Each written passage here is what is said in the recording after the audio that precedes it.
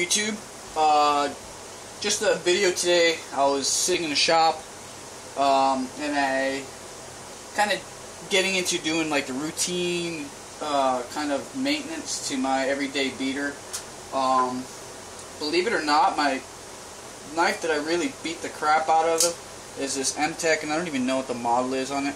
But the reason, I've mentioned a million times before, I use this knife for really dirty, nasty chores, just because I like my other knives too much. I'll eventually probably end up using my Tenacious probably to take over this once this is dead and gone. But I've tried to kill this many times and it just doesn't die. I mean, the lockup is left or right, up and down is tight, and I just end up doing maintenance sharpening to this guy. Before I started filming, what I went ahead and did is I had some rolls and a couple chips on the belly of this knife, which is pretty much where I cut the most of. So basically, what I did is I have a flat surface, and I put this mat on here. I can't tell you where to get this because I got this off a job site, just old stuff, and it's got ridges in it.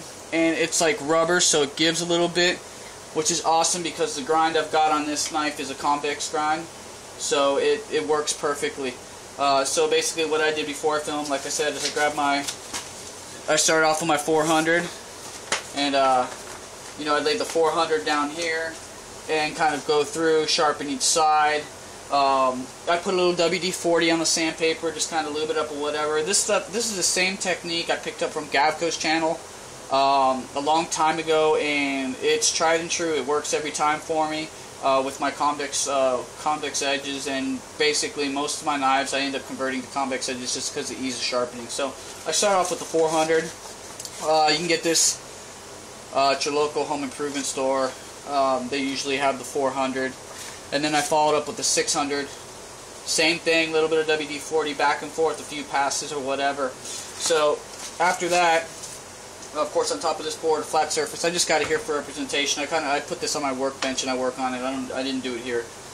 So what I did is after that is I do a this is a cut test, and I haven't done it yet with this, but as you can see, it'll push cut through there, no problem. It's pretty darn sharp so far.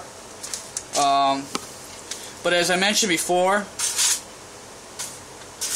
you can kind of tell when how sharp a knife blade is by how loud it is cruising through the paper, how loud what the noise that it makes as it flies through there. If it's nice and quiet, then there's like very little burrs, or the blade's pretty much close to being razor sharp. So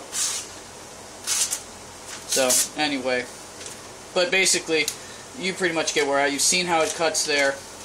And then after I run through my strops, like I've showed you before, I go through.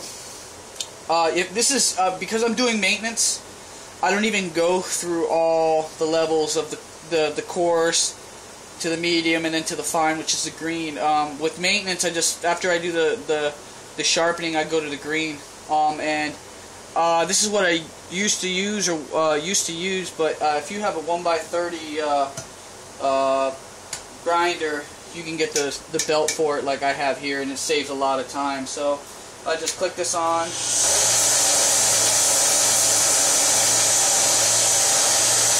A little bit of green compound.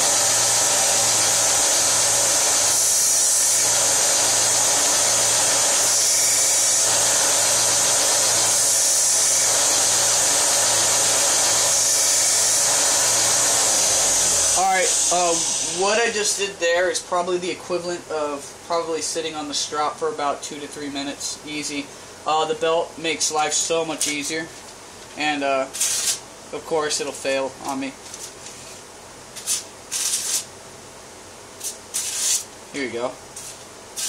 Hear that? It just swishes right through. You'll get, maybe I missed a couple of the burrs on there, so I'll just hit it again.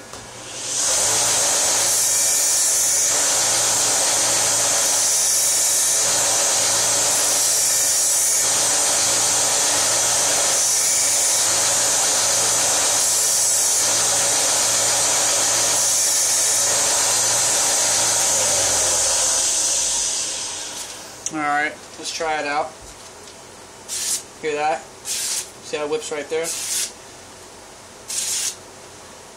That's the difference. That's why everybody, knife enthusiasts or whatever, strop their blades, because you know, you can go all the way to 1,000 grit, even finer than that.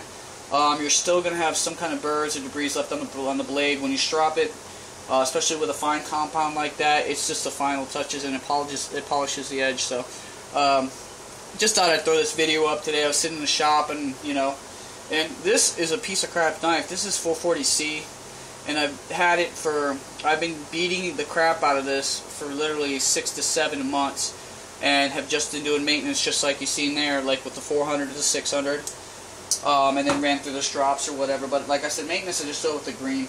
If you have a 1x30 Sergi sharp belt, it's like $15-20, not a bad idea. You don't want to cross-contaminate your compounds. Most people do, they'll have the white and the green. Some people have black, white, and green, and they'll go ahead and go black, white, and green all the way to the finest one. If you're going to do that and you want to use the belt, you're going to need to buy 3 belts and switch them out.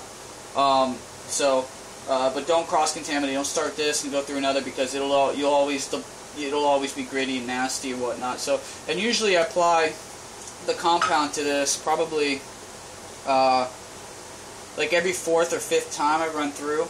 This does move. That's when you do the stropping on this. You kind of lean the first 2 passes. You can lean into it just a little bit, but not too much, because it will roll your blade. So you go through once or twice, you know, one on each side or twice on each side, leaning on it, and then at the very end you just go very light, and it'll keep you from rolling your edge. So same thing with the stropping. You know, you do whatever your first, you know, 1 or 2 kind of, you know, you can lean into a little bit, and then later on just go really light, and that way it'll prevent you from rolling your edge. So basically that's what I do as far as touching it up there. Strops are pretty pricey. I sell them for dirt cheap. You know, but if you don't really care, if you run through you know, if you do your normal sharpening system and whatnot, and you're happy with the grind, and so be it. That's cool, man. If it does what it needs to, if it does what you want it to do, and you're happy with it, that's fine.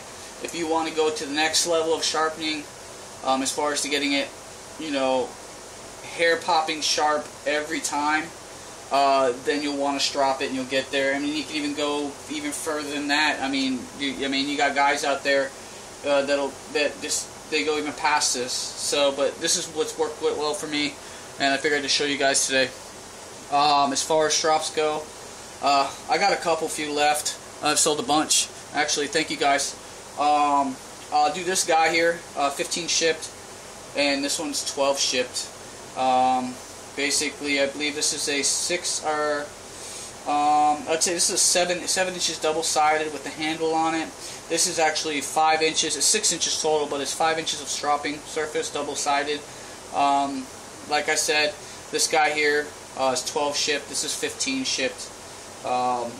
In the U.S., I don't ship international. I don't even want to get into that, but yep, pretty decent deal for that.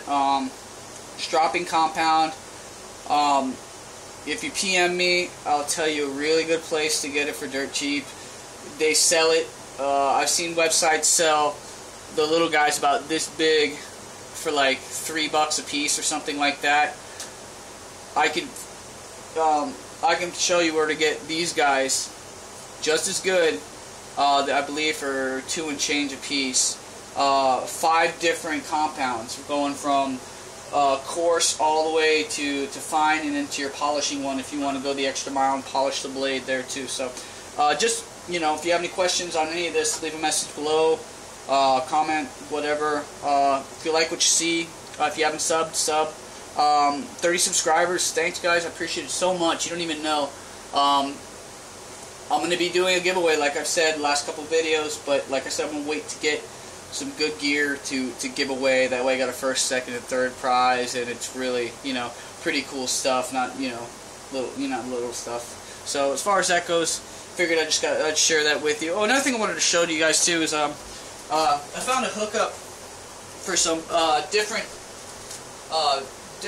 paracord material for paracord bracelets. Now this is your average paracord bracelet, blue and black, cobra weave. There you go. Found this guy right here, this material, which reminds me of Southwest rattlesnake. I mean, it looks just like Have you ever seen a rattlesnake? This is what the colors on the scales look like. And the cool thing about it, it's a little over 1 inch wide, so it's a bigger bracelet for sure. It's not made like a normal paracord bracelet. It's like where the paracord's got the nylon material on the outside, and it's got an inside strands that go through there, which actually give it its strength. These are individually woven strands with nothing in the middle of them. So as far as strength-wise, I think the paracord's actually stronger than this. This is just a little wider. This is kind of narrow. I like the wider look there, and I found this paracord, so it's pretty cool. I don't know.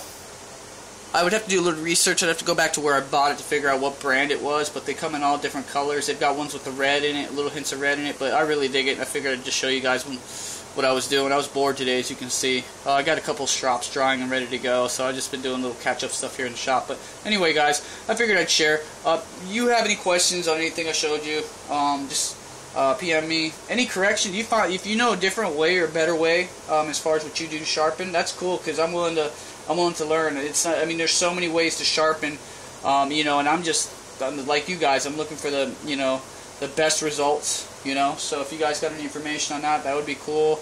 I got the majority of my information from Gavkoo's channel as far as the sandpaper technique is sharpening that or whatever. He puts something underneath the sandpaper to kind of help him out. I found the rubber mat seems to work a little better for me.